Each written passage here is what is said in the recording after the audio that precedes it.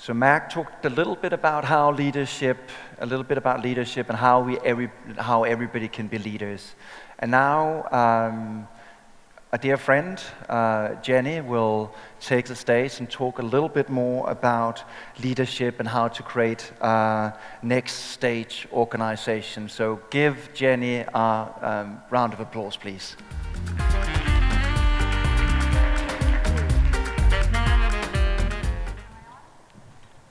Working okay? Good afternoon, everybody. I'd like to thank the organisers for inviting me here to Istanbul. It's my first visit, so I'm really very excited to be here.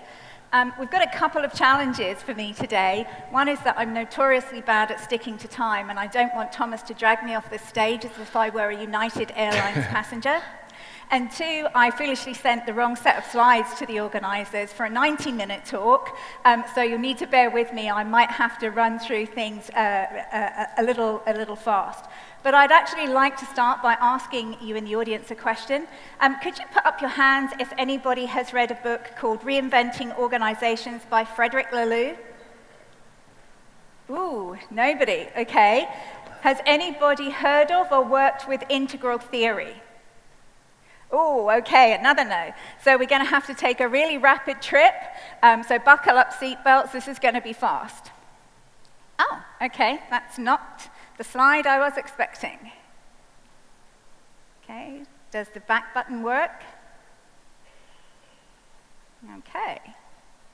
Okay, here we go. Let's see if we can get it to go back. Okay, so integral theory is a framework, and it's a framework that helps us to understand how human evolution has happened over the 240,000 years that human civilization has really existed. And there are a number of ideas within this framework that human evolution goes in leaps and bounds, that it's not gradual. And within each leap and bound, there are significant breakthroughs that we make that significantly improve the quality of the human condition and the kind of life that we have. There are also specific mindsets that are attached to each level of development that human evolution goes through. And there are also particular organizational forms that emerge with every different mindset. So, for example, if we look at impulsive red, which first appeared 12,000 years ago, roughly, the kind of organizational form that appeared with impulsive red was one that was led by a very domineering leader where loyalty was everything, transgression of loyalty was punished severely, and these kind of organizations we very rarely see in business today, but if we do see them in organizational form, it's usually within street gangs, for example, that kind of punitive culture, or within organizations, organized crime like the mafia. Oh, I think I'm losing my ear. The second step in human evolution, which occurred about 4,000 years BC, was traditional amber. Traditional amber in organizational form was where we first learned how to put together organizational charts, put rules in place. And these kind of organizations today we see very, very traditional form, organized religion like the Roman Catholic Church, command and control models like the army. And then there is achievement orange, which first appeared in the industrial era, so only about 150 years ago, and it's the one with which most of us are really familiar. It's the kind of corporate organization like Walmart, like Coca-Cola, that is very command and control. It's where we learn to put structure and processes in place. It's driven very much by competition. It's a meritocracy. And it has driven significant advances in the human experience in the last 100 to 150 years. And then a further model appeared towards the end of the 20th century, which we call pluralist green. And that is where organizations started to understand that achievement orange was not creating the human experience that we basically desire. And it became a lot more humanist in the way it operated. So very values-driven, strong cultures, the kind of organizations that we might see in some of Unilever's brands today. But there is a new business model and a new potential for a leap in human evolution, which we call evolutionary teal, and it's that I'd really like to talk to you about today. And you can see from this slide, so we have got my old slides, that in terms of how long humans have been around, how very fast we are accelerating the different changes in human evolution. And that's one of the things that makes communication very difficult between humans today, because right now on the planet there are more different mindsets and more different worldviews than there have ever been before. I'm going to quickly go through this one. So one of the problems that came about with Achievement Orange is that there is a shadow side to Achievement Orange, and it shows up really through disconnection in 3 different ways. And it shows up as disconnection from nature, where we are constantly polluting the planet, where we are creating biodiversity loss, and where we're depleting resources. These are the issues that we all know in sustainability. The mine it, make it, dump it culture that we've created. The second area of disconnection is humans from humans. This is where we see in society today that 1% of the population have more wealth and opportunity than the rest of the 99% put together. And finally, there is disconnection between humans and our actual souls, our intuitive way of living and our intuitive way of being. And that's showing up in increased suicides, increased obesity, and at work, disconnection, disenchantment, disenfranchised employees who are struggling with very, very high levels of stress. So a couple of years ago, I was diagnosed with advanced lymphoma, which was declared terminal. And as you can see, I'm still here today, so it wasn't as bad as they anticipated that it would be.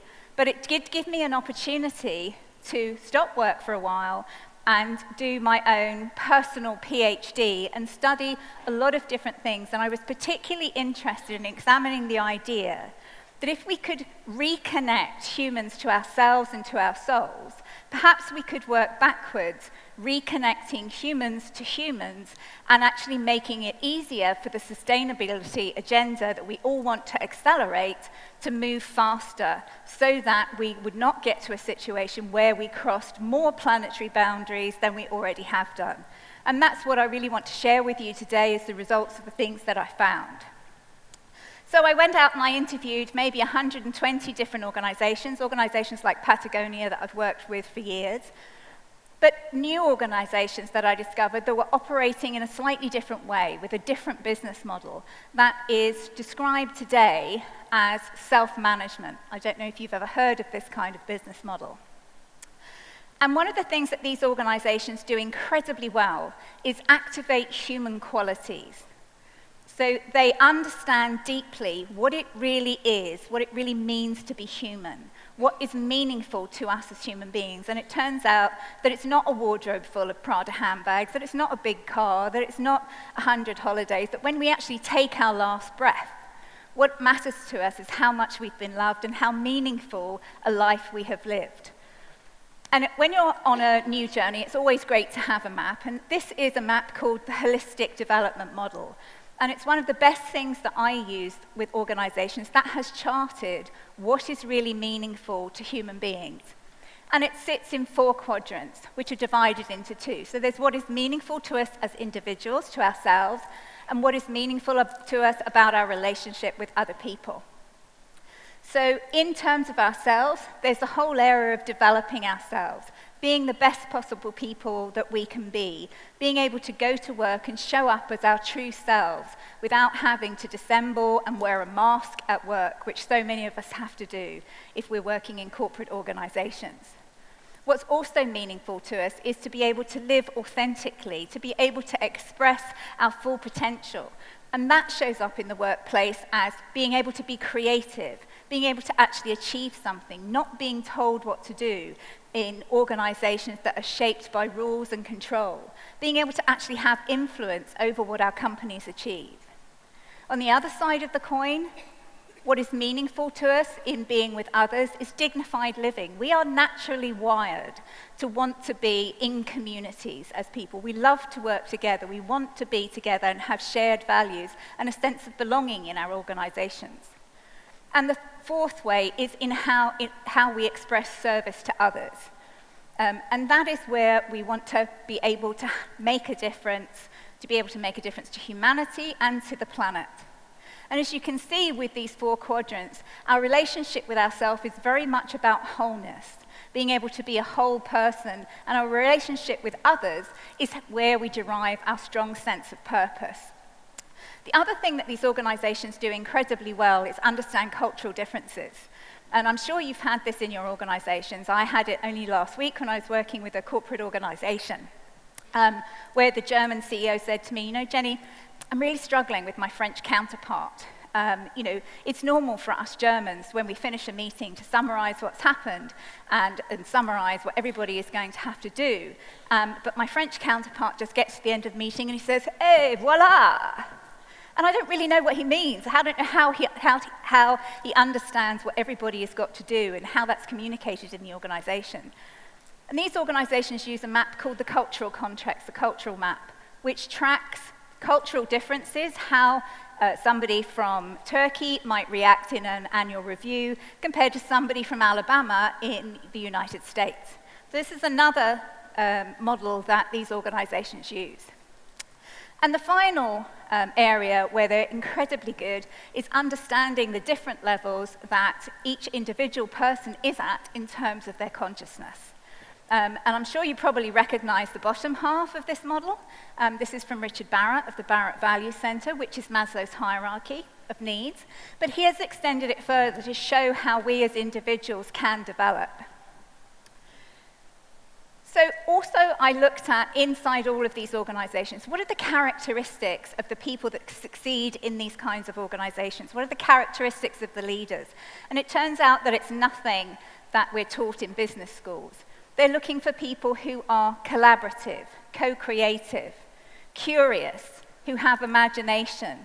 These are the kind of qualities that leaders of the future are looking for in themselves and in others. A contribution mindset, we heard about that earlier in the day. People who have a really strong sense of self-discipline, because there are no managers in these organizations. They have stripped out the entire level of management, and they work with a self-responsibility model, which I'll share in a minute. What else do they do well? It's the shape, how they activate the shape in the organization, the principles and the practices that they put in place that are really significantly different.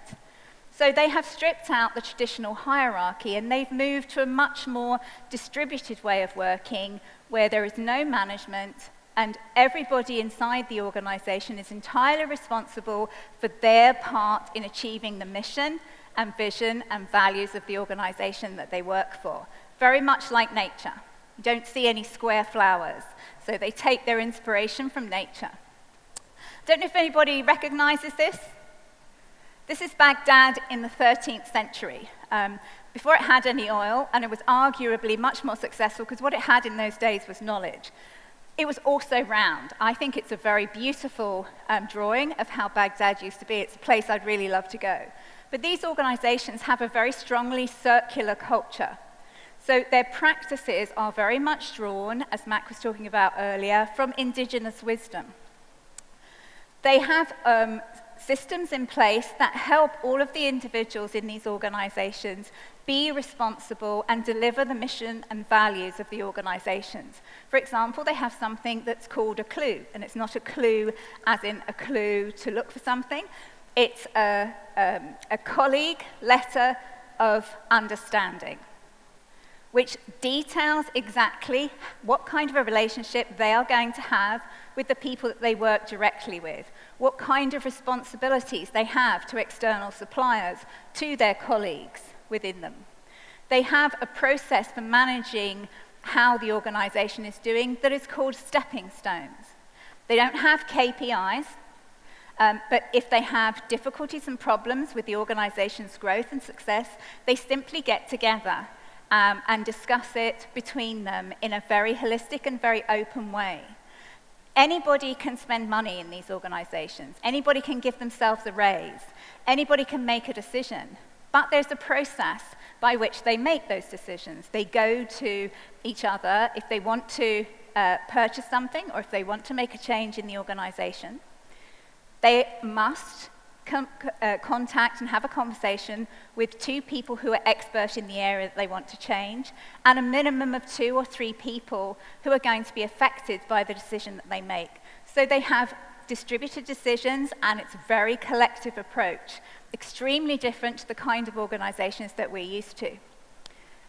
They use indigenous wisdom, knowledge, processes, and practices that are extremely circular in their approach. You will never find a square boardroom table in these organizations. Pixar, for example, one of the organizations I interviewed, told me, and they're one of the most creative organizations on the planet, that they couldn't understand how, when they had complete company-wide meetings about how they would go forward with creativity, why they still did not seem to get engagement from people who were at the far ends of the table and the people who were coming into the meeting that were at the back of the room. And then they realized it was simple. They had a square table, so they put a round table in. And all of a sudden, a democracy ensues, because on a round table, nobody is bigger or more powerful or stronger in the hierarchy. They use something called social presencing theater, presencing and mindfulness meditation, where instead of looking to the past for inspiration about how they're going to develop their organizations, they engage what Carl Jung talked about as sensing, intuition, and they sense from the future what the future wants from them. A very, very different way of working. So they're connecting with their sensing, their somatic, their body feeling, they're seeing, and they are engaging with deep, deep listening processes. These are very different organizations, but they're extraordinarily successful because I believe that they have understood what it is that is meaningful for human beings and created organizations where people can be happy, and when they're happy, they're more productive, they're more engaged, and their organizations are more successful. The final thing, not all of these organizations do, which we've heard about very much today, is how important it is, once you have engaged individual purpose and created meaningful work for individuals, is that you activate your organizational, environmental, and social purpose. And I think many people have said today how important the global goals are in doing that. I genuinely believe, I work with a lot of startups, as well as established global organizations, that no business should be built in the future for at least the next 30 years that does not set out with a purpose to tackle at least one, if not 2 or 3, of the global sustainability goals. So this is the journey if you choose to take it. For these kind of organizations, you need to be ready to act. And ready to act can start with any kind of trigger for awareness. For me, it was an experience with being diagnosed with having terminal cancer. For an organization, it could be something like 2008, the financial crisis. Something triggers a sense that we need to do something different. So you're at the stage where you're aware. And the journey into consciousness for individuals, which runs along the bottom, very much mirrors our journey as sustainability professionals. So we become aware, and you're starting the journey of sustainability with the biggies: energy, water, waste. But sustainability, as we know, is better than bad. It's not a solution for the challenges that we face in the future.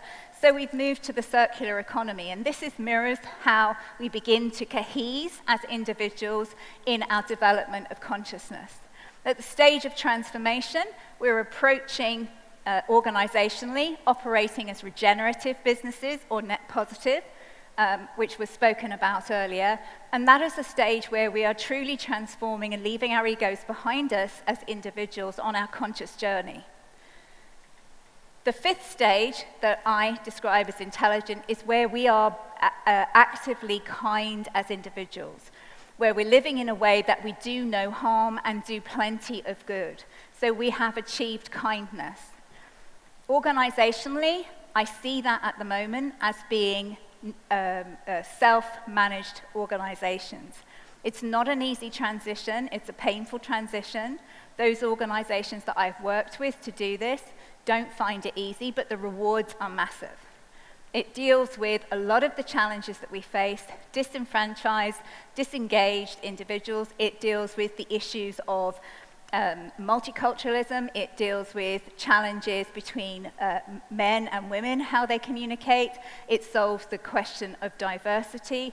These are all of the challenges that we find humanly in the workplace that I have discovered that self-management model helps us to solve. Thank you very much for listening.